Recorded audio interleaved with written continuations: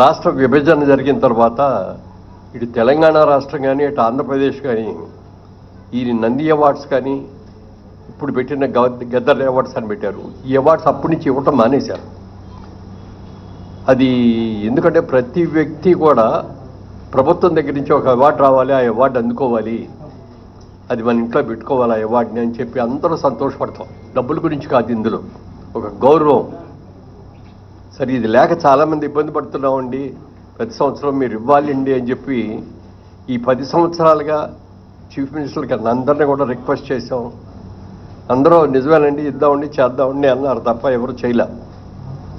ఇప్పుడు మాత్రం రేవంత్ రెడ్డి గారు చాలా స్ఫూర్తి తీసుకొని ఆయన ప్రజాగాయకుడు గద్దర్ గారి పేరు మీద Gaddar awards, Telangana Gaddar film awards అని చెప్పి ఈ కార్యక్రమానికి ఆయన అనౌన్స్ చేయటం, దానికి దిల్ రాజు గారు మా కమిటీకి ఈ కమిటీకి నన్ను చైర్మన్గా వేసి మా కమిటీ సభ్యులందరినీ కూడా అందరూ అనుభవజ్ఞులే, అందరూ కూడా సినిమా ఇండస్ట్రీకి సంబంధించిన వ్యక్తులతో ఈ కమిటీ వేశారు.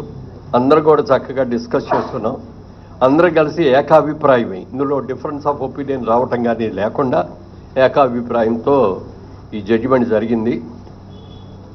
నిన్న ఈవినింగ్ ముఖ్యమంత్రి గారికి సమర్పించడం కూడా జరిగింది లిస్ట్ అదంతా. ఇప్పుడే అనౌన్స్ చేస్తున్నాం ఇది.